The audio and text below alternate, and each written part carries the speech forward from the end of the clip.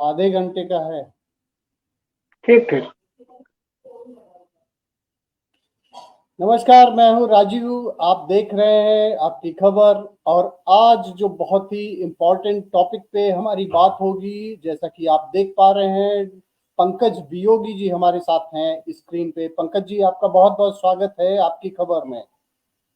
अब नमस्कार आपको भी और हमारे दर्शकों को भी मेरा प्रणाम। नमस्कार।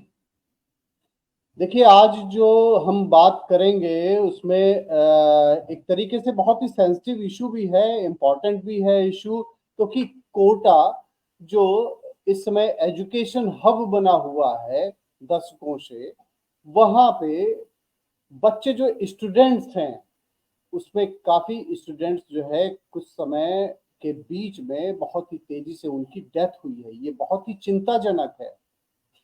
और कारण क्या है इसका और क्यों ऐसा हो रहा है, इस पर आज हम बात करेंगे।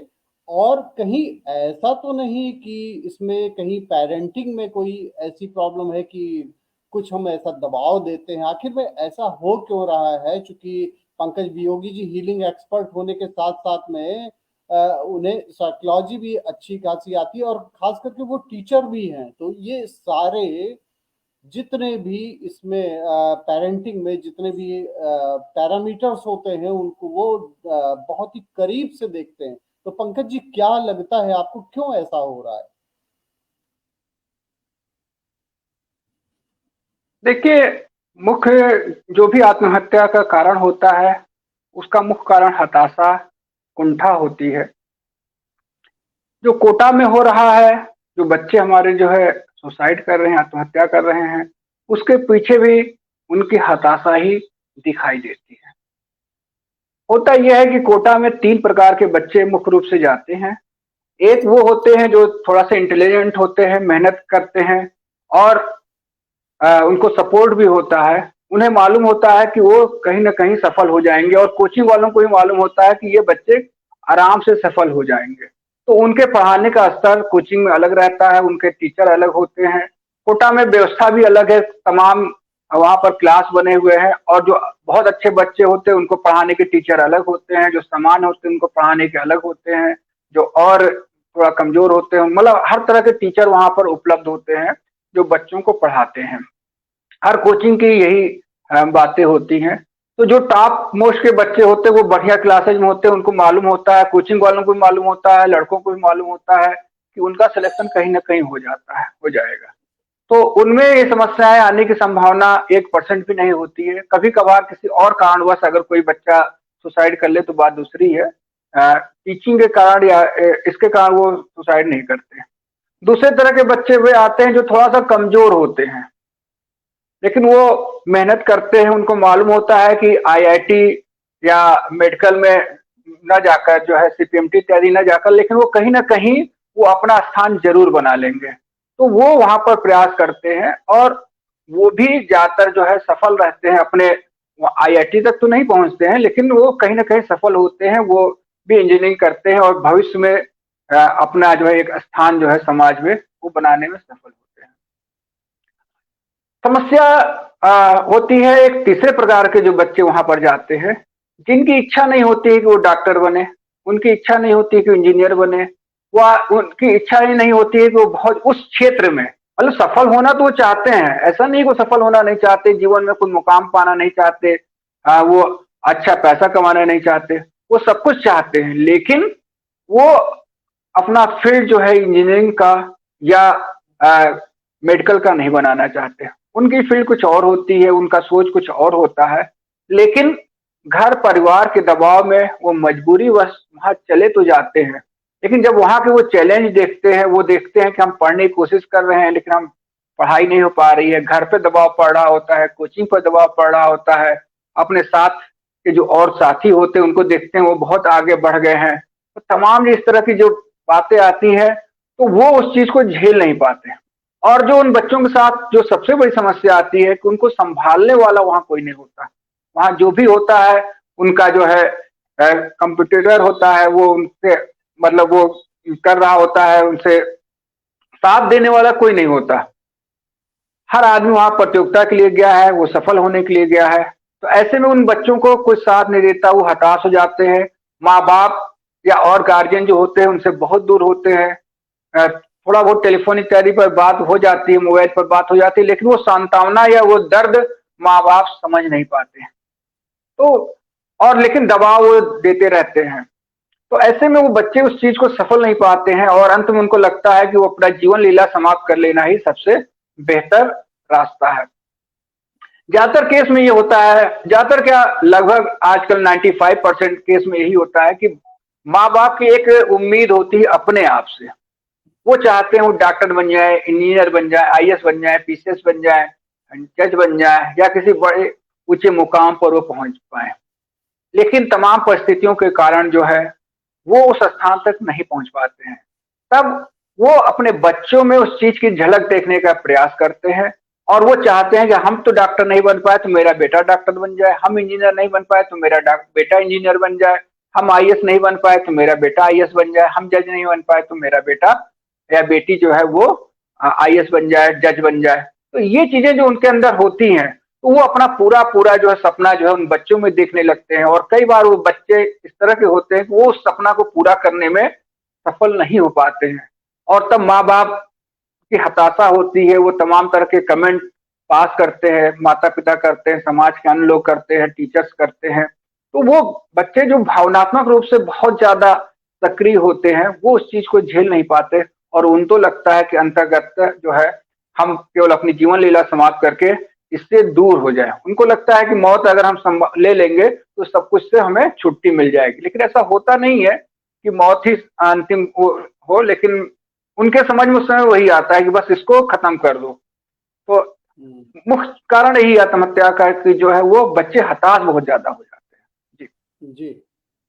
अच्छा, अगर दुनिया भर में बच्चे अगर हताश हो रहे हैं तो पेरेंट्स को भी ये पता होता है कि हाँ ठीक है, उनके बच्चे का जो है इंटरेस्ट इस फील्ड में नहीं है, तो आखिर में क्या मेडिकल या इंजीनियरिंग के अलावा अब इतने ज़्यादा सोर्सेज ओपन हो चुके हैं, जैसे आज के 20-30 साल पहले इतना ज़्यादा सोर्सेज नहीं ओपन थे, ना ही इतने कॉलेजेस होते थे। अब तो बहुत सारी चीज़ें ऐसी आ गई कि अगर कोई मेडिकल में नहीं जा पा रहा है, कोई इंजीनियरिंग में नहीं जा पा रहा है, तो कई और क्षेत्रों में जाके लोग नाम कमा रहे हैं, अच्छा खासा पैसा भी कमा रहे हैं। तो क्या पेरेंट्स को ये समझ में नहीं आता है?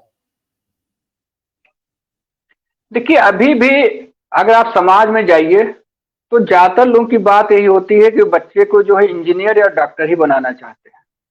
वो उनको कोटा भेजेंगे या कोटा न गए तो अपने लखनऊ, कानपुर, इलाहाबाद, दिल्ली या जहां भी उनको मौका लग पाता है वो वहां पर भेजने की कोशिश करते हैं।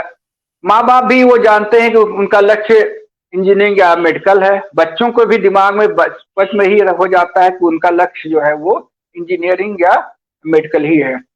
लेकिन ऐसा नहीं, रास्ते बहुत हैं। पहले भी होते थे लेकिन पहले कम चांसेस थे, आज तो बहुत ज्यादा चांसेस हैं। और आज तो मेडिकल के भी और इंजीनियरिंग के भी तमाम जो है प्राइवेट कॉलेज हैं। आप उस टॉप पर नहीं पहुंच सकते, आईआईटी आप नहीं कर पा रहे हैं तो आपके पास और भी बहुत ऑप्शन है। आप किसी और इंजीनियरिंग कॉलेज से आप कर सकते हैं और वहां से करने के बाद आप आगे बढ़ सकते हैं। मुख्य चीज ये होता है कि आपके अंदर बच्चों को प्रोत्साहित करने की आवश्यकता होती है। माँ बाप चाहते तो हैं, वो एक दबाव बनाते। कई बार बच्चे कहते हैं हम नहीं पढ़ पा रहे, तो उनको लगता है कि बच्चे हमारे नखरा कर रहे हैं, वो पढ़ना नहीं चाहते, उनकी उनकी समस्याओं को समझना नहीं चाहते हैं। बच्चे की से कहीं ना कहीं उनका एक दूरी हो जाती है। इसमें माँ का रोल सबसे ज्यादा होता है, क्योंकि पिता से बच्चे, मुख्य रूप से लड़के जो होते हैं वो पिता से ज्यादा जुड़ नहीं पाते हैं। इसलिए, और लड़कियां भी माँ से ही ज्यादा जुड़ती हैं, पिता से उतना ज्यादा जुड़ नहीं पाते हैं। तो तमाम बार पिता अपनी बात कह तो देते हैं लेकिन वो उस चीज को बस वहीं स्टॉप हो जाता है। लेकिन माँ का रोल एक ऐसा होता है कि माँ से बच्चे ज्यादा लगाव में रहते हैं। वो अपनी बहुत सी बातें उनसे खुलकर कह पाते हैं, बहुत सी बातें उनको बता पाते हैं, चाहे लड़का हो चाहे लड़की हो। लड़कियां तो बहुत ज्यादा माँ से खुली रहती हैं, लेकिन लड़के भी तमाम बातें उनसे शेयर करते रहते हैं। लेकिन कई बार माँ बाप उन चीजों को सुनते हैं, समझते हैं, लेकिन उनके समझ में नहीं आता कि मेरा बेटा जो है डिप्रेशन का शिकार हो चुका है, वो एंजाइटी का शिकार है, उसको जो है हमें चिकित्सा की आवश्यकता है। उनको यही लगता है कि बच्चा हमारा जो है खाली पढ़ना नहीं चाहता या किसी और कारणवश तो वो उसकी कमजोरी नहीं देख पाते, उसके समझ में नहीं आता है कि वो ऐसा क्या कारण है। कुछ चीजें और भी होती हैं जो हमने देखी हैं, तमाम लोगों पर देखी है, तमाम बच्चों पर देखी हैं। आपने ध्यान दिया कि क्या कारण है कि इसी को हम मेडिकल और इंजीनियरिंग को ही लेके देख लेते हैं कि कुछ बच्चे मेडिकल के क्षेत्र में जा रहे हैं, कुछ बच्चे इंजीनियरिंग के क्षेत्र में जा रहे हैं। अगर उसके पास बुद्धि है और चीजें हैं तो फिर उसको दोनों लाइन में जाना चाहिए, दोनों लाइन में वो सफल हो सकता है। लेकिन ऐसा होता नहीं है। कुछ बच्चे मेडिकल लाइन में ज्यादा सफल हो रहे हैं, उनको बायोलॉजी लेना आसान लग रहा है, मैथ वो नहीं पढ़ पा रहे हैं, मैथ शुरू से उनको कठिन लग रहा है। और और ऐसे ही बच्चे जो है आगे जाकर पता चलता है कि वो एमबीबीएस डॉक्टर भी बनना है और भी बहुत ज्यादा नाम रोशन कर रहे हैं, लेकिन मैथ का अगर सवाल दे दिए तो नहीं कर पाते। इसका मतलब यह है कि वो कहीं ना कहीं उस विषय से उनकी दूरी है, उनका जो माइंड सेटअप है वो मैथ लेने को तैयार नहीं है। इसी तरह से तमाम बच्चे ऐसे हैं जिनको बायोलॉजी बहुत हार्ड लगती है, उनको ड्राइंग बनाना कठिन लगता है, और वो फिर बायो के क्षेत्र में नहीं जान पाते, वो मैथ के क्षेत्र में जाते हैं। इसी तरह से कुछ बच्चे ऐसे भी होते हैं जिनको फिजिक्स केमिस्ट्री पढ़ना भी कठिन होता है। कुछ बच्चे ऐसे भी होते हैं जिनको इंग्लिश पढ़ना कठिन होता है। तो ऐसे सभी बच्चों को आप उम्मीद मत कीजिए कि हर बच्चा जो है वो हर सब्जेक्ट पढ़ पाएगा। कुछ बच्चे जो है वो संस्कृत बहुत बढ़िया पढ़ लेते हैं, लेकिन वो हिंदी नहीं पढ़ पाते हैं, इंग्लिश नहीं पढ़ पाते हैं। तो ये चीजें होती रहती हैं, सारे बच्चों के साथ होती हैं।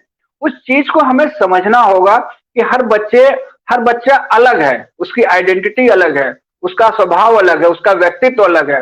उस बच्चे के व्यक्तित्व के अनुसार यदि हम उसको पढ़ाने का प्रयास करें, उसको सिखाने का प्रयास करें, तो बच्चा हमारा ज्यादा सफल होगा। वो जिस भी क्षेत्र में जाएगा वो सफल होगा ही होगा।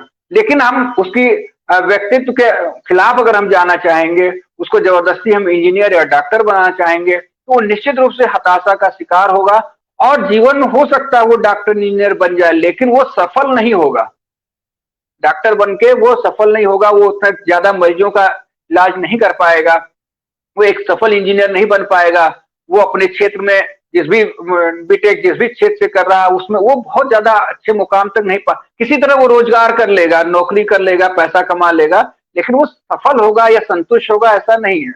जब आदमी का दिमाग बिल्कुल स्थिर रहता है कि हमें इस क्षेत्र में जाना है, तो उस क्षेत्र में वो ज्यादा सफल होता है।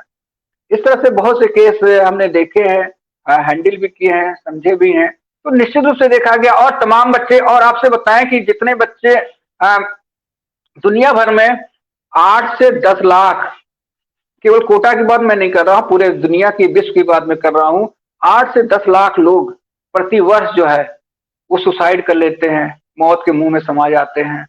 पता जो है इस, और ये रेशियो कम है, लगभग 40 से 50 लाख लोग प्रति वर्ष सुसाइड का प्रयास करते हैं, जिसमें से ये 10 लाख लोग लगभग समाप्त हो जाते हैं।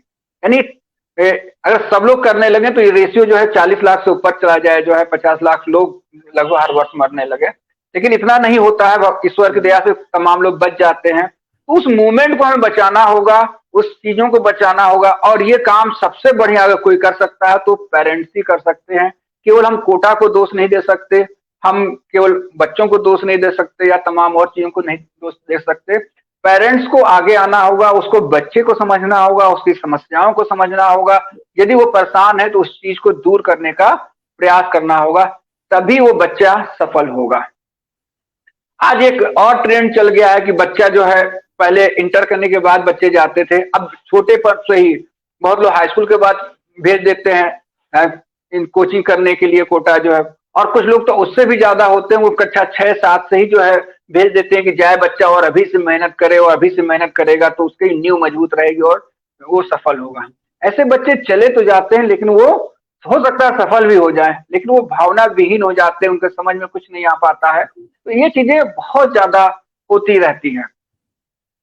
तो यही चीज कहना है कि इन चीजों को आप समझिए, इन चीजों को आप जानिए, और बच्चे को उसका स्वाभाविक विकास होने दीजिए। जब बच्चे का स्वाभाविक विकास होगा तो तमाम तरह की मानसिक समस्याओं से, तमाम तरह की और चीजों से वो दूर रहेगा और अपने आप को बचा सकेगा। और निश्चित रूप से लगातार बच्चों से संपर्क करते रहिए, उनसे बात करते रहिए, उनको एक सांत्वना देते रहिए, उनको बताते रहिए कि नहीं तुम वहां हो, कोई बात नहीं, डॉक्टर नहीं बन सकते, इंजीनियर नहीं बन सकते, कोई बात नहीं, तुम कुछ और बनोगे, बस तुम अध्ययन करो, तुम पढ़ो। बच्चों को फोकस पढ़ाने पर कीजिए, न कि उनको जॉब के लिए कीजिए। उनको डॉक्टर इंजीनियर बनाने का ही जब केवल प्रयास किया जाएगा तो कुछ बच्चे जब उसको नहीं पढ़ पाते हैं, वो उनको जीवन लीला समाप्त करना ही ज्यादा बेहतर लगता है। जी। हम्म। मुख्य रूप से इसमें सबसे यह बड़ी कहना है चीज हमें यही कि है कि लगातार जो है पेरेंट्स को भी जी, जी जी जैसा कि आप स्क्रीन पर देख भी पा रहे होंगे पंकज जी, जी कि जो खबरें हैं वो लगातार आती रहती हैं। ये तो कोटा तो एक एग्जाम्पल है, लेकिन अगर आप देखेंगे तो हर जगह का लगभग जो, क्योंकि होता क्या है कि अगर गवर्नमेंट जॉब की तैयारी लोग कर रहे हैं उसमें सफल नहीं हो पाए, तो उनको फिर लगता है कि नहीं अब यहीं लाइफ खत्म हो जाती है, अब आगे क्या करेंगे। और जैसे कि पहले क्या हुआ करता था, यूपी की अगर बात करें तो उसमें इलाहाबाद हुआ करता था, वहां पे लोग पढ़ने जाते थे, उसमें जो असफल रहते थे वो डिप्रेस हो जाते थे और फिर किसी और फील्ड में जा पाने लायक नहीं रहते थे, उनका जो स्टैमिना रहता था वो खत्म हो जाता था।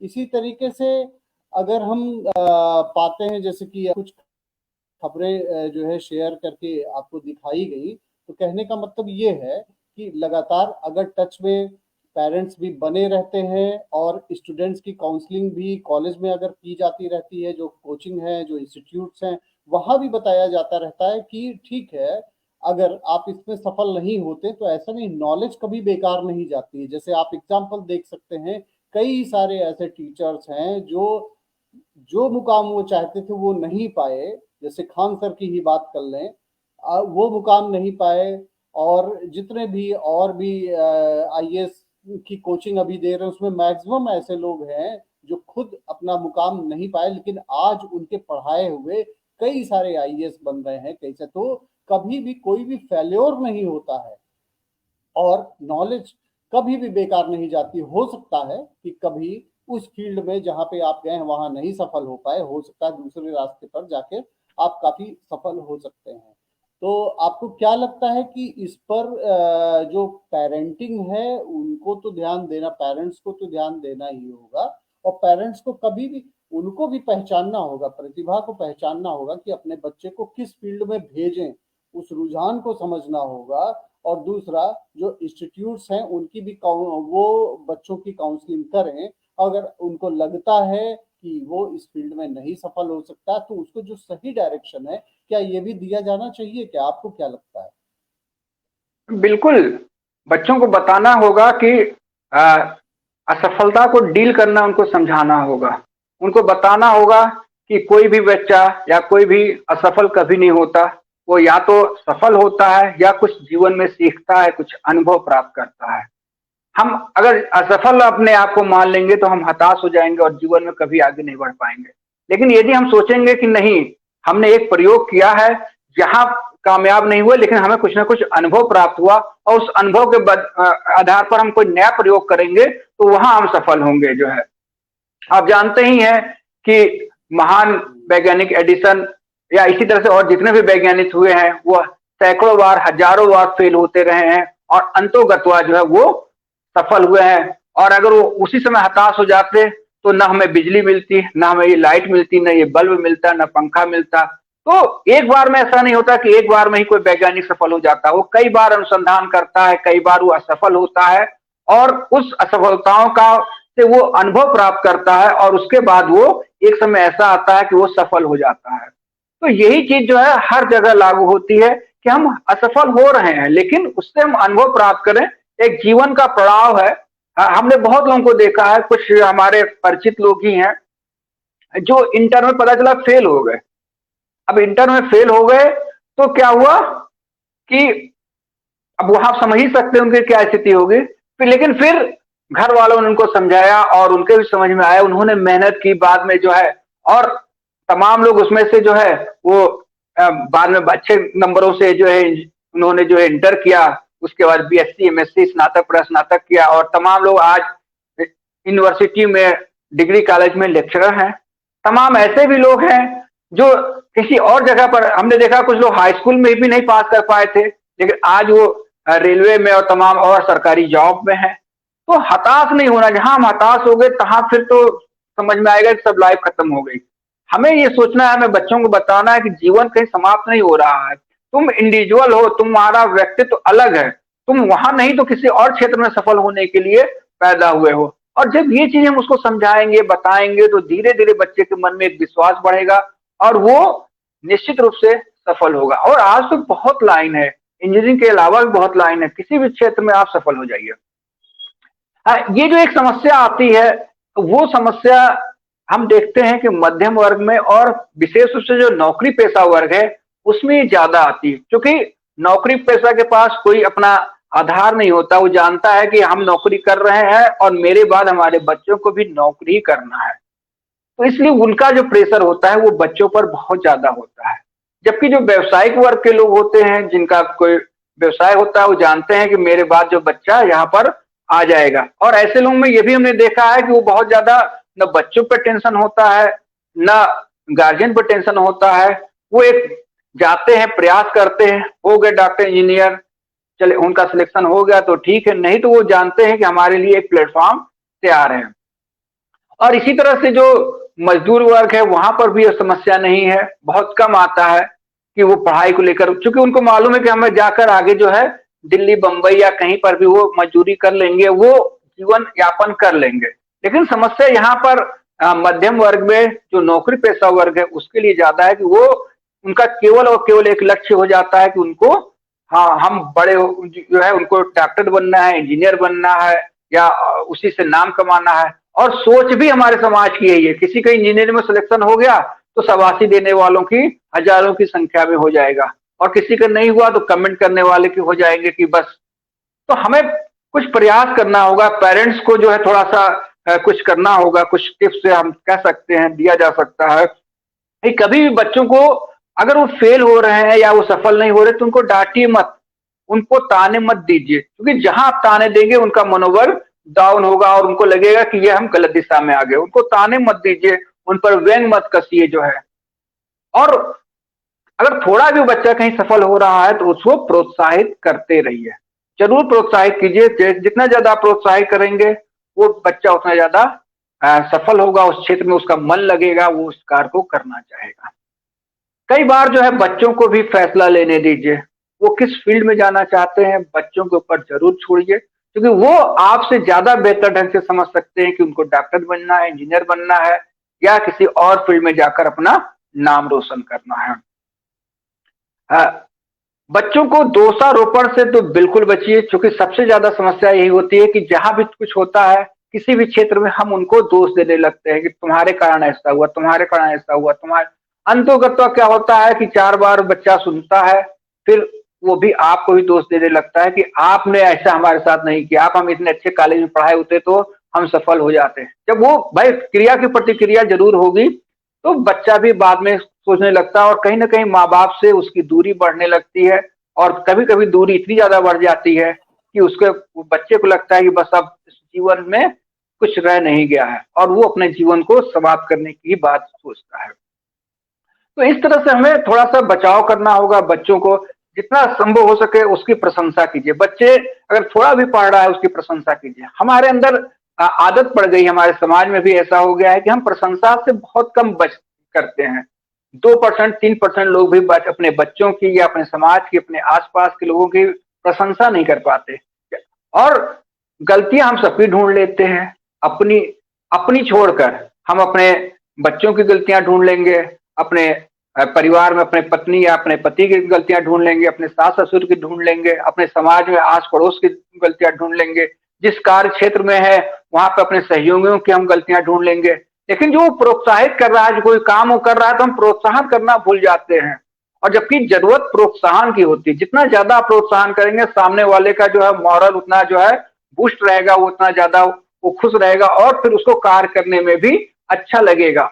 और जब आप उसको हर चीज में उंगली करते रहेंगे, उसको दिखाते रहेंगे तुम गलत हो, तुम ये हो, तो वो फिर उसका मॉरल जो है डाउन हो जाता है, और वो फिर उस किसी कार्य को करना नहीं चाहता है। तो यही हमें कहना है कि बच्चों को हमेशा प्रोत्साहित करते रहिए, उनको अपना रास्ता जो है खुद चुनने दीजिए जो है, और उनको धैर्य रखना भी सिखाइए कि कोई बात नहीं, इस बार आप असफल हो गए हैं तो अगली बार आप सफल होंगे। उनको बताइए कि नहीं, जीवन में केवल यही नहीं है, बहुत कुछ है, बहुत रास्ते हैं, तुम वहां जाओ, कोई बात नहीं, वहां असफल हो गए, तुम्हारे पास और भी रास्ते आ रहे हैं, तुम वहां जाओ। तुम किसी व्यवसाय में भी सफल हो सकते हो, तुम अच्छे ज्योतिष बन, उनको नए रास्ते तो बताइए, ज्योतिष बन सकते हो तुम, नए वास्तुकार बन सकते हो तुम, किस बहुत से फील्ड है ऐसे, तुम सीए बन सकते हो, मतलब बहुत से फील्ड है आजकल जो है, जिनको बच्चा जानता नहीं है उसको उस फील्ड में जाने दीजिए जो है। और हम देख रहे हैं कि इंजीनियरिंग और डॉक्टरी से ज्यादा जो दूसरे फील्डों में जा रहे हैं वो बच्चे ज्यादा नाम कमा रहे हैं जी जी, जो है। जी, सही बात। उनका नाम ज्यादा हो रहा है, उनको सामाजिक प्रतिष्ठा भी ज्यादा मिल रही है, लेकिन हम केवल नौकरी के पीछे, डॉक्टर इंजीनियर को बनना है क्योंकि हमें नौकरी करनी है, जो नौकरी का एक हमारे दिमाग में बसा हुआ है ना, उस चीज को भी हटाना पड़ेगा। जी जी जी। अच्छा, एक एक और भी समस्या है। जी दो एग्जाम्पल है मेरे पास में, जी जी और दोनों, एक एजुकेशन डिपार्टमेंट के ऑफिसर हैं, और एक एग्जाम्पल है जो एजुकेशन डिपार्टमेंट से ही रिलेटेड हैं, और वो प्रोफेसर हैं बाय प्रोफेशन। लेकिन दोनों लोग परेशान हैं कि उनके बच्चे बिल्कुल नहीं पढ़ते हैं, वो पढ़ना चाहते ही नहीं है बिल्कुल। इस चीज को लेकर वो बहुत परेशान है। तो जो बच्चे बिल्कुल पढ़ना ही नहीं चाहते हैं, क्योंकि अगर कोई पढ़ना चाहता है, उसमें सफल हो रहा है, असफल हो रहा है, उसको तो गाइडेंस दिया जा सकता है। लेकिन जो पढ़ना ही नहीं चाह रहा है, मैच्योर भी हो गया 10th के बाद, कम से कम इतना ज्यादा मेंटल लेवल हो जाता है कि ये समझ में आ जाता है कि आगे हमें कुछ करना है, लेकिन जो बच्चे पढ़ना ही नहीं चाह रहे हैं, उनके लिए क्या किया जा सकता है? देखिए, बच्चे पढ़ना क्यों नहीं चाह रहे हैं, इस पे ध्यान दीजिए। हो सकता है उनमें मोबाइल की लत लग गई हो, आजकल का एक नया ट्रेंड चल रहा हो सकता है उनको कोई और समस्या हो, आ, हो सकता है वो जिस विषय को पढ़ रहे हो उसको वो नहीं पढ़ना चाह रहे हो, या वो विषय उनके समझ में नहीं आ रहा हो। इसके कई कारण हो सकते हैं। तो उन बच्चों से प्रॉपर बैठ के बात करने की आवश्यकता है कि तुम पढ़ना क्यों नहीं चाह रहे हो, या क्या विषय तुम्हारे समझ में आ रहा है या नहीं आ रहा है, या तुम्हारा कोई और फील्ड है। तो उनसे थोड़ा सा बातचीत करना पड़ेगा, और गार्जियन को बातचीत करना पड़ेगा, और वो जिस भी क्षेत्र में जाना चाह रहे हैं उनका प्रोत्साहन कर। बच्चे अगर थोड़ा सा भी पढ़ रहे हैं ना, तो उनको प्रोत्साहित कीजिए कि नहीं, मेरा बेटा पढ़ रहा है। आज हम शिकायतों के युग में जी रहे हैं। बच्चा अगर नहीं पढ़ रहा है तो हमने शिकायत की कि बच्चा हमारा नहीं पढ़ रहा है। हमने अपने जो है हस्बैंड से कहा या अपने वाइफ से कहा कि बच्चा हमारा नहीं पढ़ रहा है। हमने अपने जो है रात रिश्तेदारों को कहना शुरू कर दिया कि बच्चा हमारा नहीं पढ़ रहा है। तो उससे बच्चा को उसमें एनर्जी नहीं प्राप्त हो रही है। बच्चे को एनर्जी दीजिए, और एनर्जी आप तभी दे पाएंगे जब आप उसकी प्रशंसा करेंगे। बच्चों को एनर्जी दीजिए। आप उसका निंदा कर कर उसकी एनर्जी आप छीन रहे हैं। उसकी आप प्रशंसा कीजिए। थोड़ा सा तो बच्चा पढ़ रहा होगा, थोड़ा सा तो कर रहा होगा, और आप उसकी जो है खाली होकर बच्चा पढ़ नहीं रहा, बच्चा पढ़ नहीं रहा, तो इसको मत रटिए। अगर थोड़ा सा भी बच्चा पढ़ रहा है तो उसको कहिए कि नहीं, बच्चा मेरा पढ़ रहा है, उसको प्रोत्साहित कीजिए, उसकी प्रशंसा कीजिए, और उस कारण को समझने का प्रयास कीजिए। हो सकता है बच्चा साइंस साइड से हो, उसको मैथ नहीं समझ में आ रहा हो, उसको फिजिक्स नहीं समझ में आ रहा हो, उसको केमिस्ट्री नहीं समझ में आ रहा हो, तो बच्चा आगे नहीं बढ़ सकता है। तो उसकी जगह वो जो विषय ले सकता है, अगर कॉमर्स ले सकता है, हो सकता है उसको कॉमर्स समझ में आ जाए। कॉमर्स नहीं समझ में आता है, हो सकता है उसको आर्ट साइड के कुछ सब्जेक्ट जो है, बहुत लोगों को जो है हिस्ट्री बहुत अच्छी लगती है, लेकिन चूंकि इंटर तक लोग हिस्ट्री पढ़ने नहीं देना चाहते हैं, पता नहीं क्या आगे जाके उसका कोई भविष्य नहीं है, तो इसलिए दिक्कत हो जाती है। या तमाम और विषय है, मनोविज्ञान इत्यादि है। मनोविज्ञान तो आज के लिए युग में बहुत बढ़िया सब्जेक्ट है, लेकिन उसको कोई पढ़ना ही नहीं चाहता है।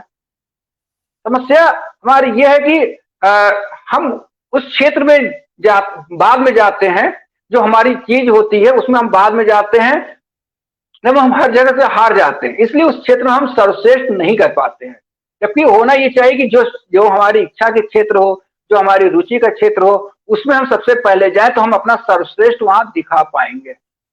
और जी हम उस क्षेत्र पर जाते हैं जब असफल हो जाते हैं, इसीलिए वहां पर बड़ा दिक्कतें आ जाती हैं।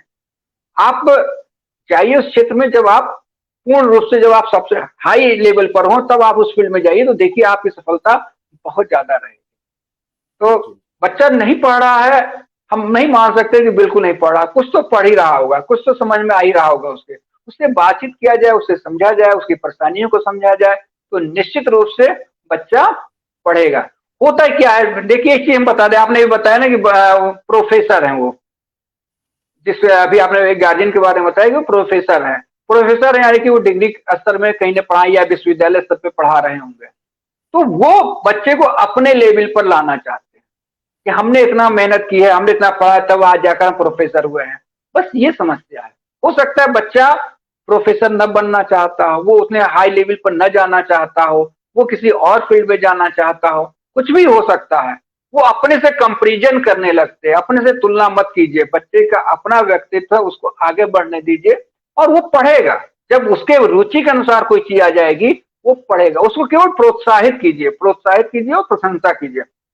दो ही काम करना है बच्चों के साथ हमेशा, कि उनको प्रोत्साहित करना है और उनकी प्रशंसा करना है। प्रोत्साहित करना है, प्रशंसा करना है, प्रोत्साहित करना है, प्रशंसा करना है। अगर आप इतना कर ले जाते हैं तो आपका बच्चा किसी भी क्षेत्र में सफल होगा और निश्चित रूप से उसके अंदर नकारात्मक विचार नहीं आएंगे, वो हताश नहीं होगा।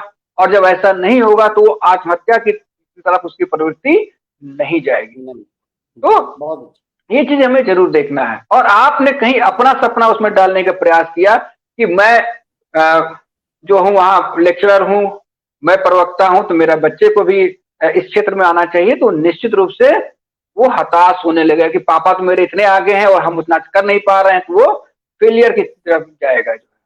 अपनी चीजें उसके अंदर मरने मत दीजिए। उसके अंदर जो क्वालिटी है ना, उसको खींचने की कोशिश कीजिए। उसके अंदर जो बच्चे के अंदर गुण है, उसको जागृत करने की कोशिश कीजिए। उसको दबाइए नहीं, उसको बढ़ाने का प्रयास कीजिए। ज्यादातर केस में ये होता है कि बच्चे के गुण को हम दबाने की कोशिश करते हैं और अपनी बात उस पर आरोपित करने की कोशिश करते हैं, जबकि उसका उल्टा होना चाहिए। बच्चे के गुण को हमें बाहर निकालने का प्रयास करना चाहिए। जी। जी, बहुत अच्छा आपने जो ये सारे टिप्स दिए हैं, पेरेंटिंग टिप्स दिए हैं। और जो समस्या है वो जो कि जैसे पेरेंट्स कहते हैं कि बच्चा पढ़ नहीं रहा है, जबकि आपने जो बातें कही उसको देखकर ये लगता है कि समस्या बच्चे में जो कुछ है वो है, लेकिन पेरेंट्स में भी रहती कि वो चीज़ों को समझ ही नहीं पाते हैं और अपनी भावनाओं को एक तरीके से थोपने का प्रयास करते हैं और यहीं से प्रॉब्लम आ जाती है। कोई इतनी बड़ी बात नहीं है कि अगर बच्चा इंजीनियर और डॉक्टर नहीं बन पाया तो और कुछ नहीं कर पाएगा। कई बच्चे स्पोर्ट्स में बहुत अच्छे रहते हैं, उनका पढ़ने में नहीं मन लगता है। तो जिस भी क्रिएटिव फील्ड में वो जाना चाहता है, उन चीज़ों को आप आगे बढ़ाएं, जैसा कि पंकज जी ने ये कहा हुआ है। और जो भी टिप्स दिए हुए हैं उसको आप करके देखें और उसका क्या आपको लाभ मिलता है, या आप भी क्या सोचते हैं इसको और कितना बेहतर बनाया जा सकता है। पेरेंटिंग टिप्स के बारे में अगर व्यूवर्स की भी अपनी कोई राय है तो वह भी कमेंट सेक्शन में जाकर बता सकते हैं। पंकज जी, आपका बहुत बहुत धन्यवाद। ये बहुत ही इंपॉर्टेंट इशू था जिस पर अभी आपने डिस्कशन किया, और हमने कुछ पेपर की कटिंग्स भी देखा कि ये लगातार खबरें आती रहती हैं, लेकिन खबरें ये बहुत ही दुखद हैं। जो कुछ ये होता है इससे बचने के लिए हमें बहुत ध्यान देने की आवश्यकता है।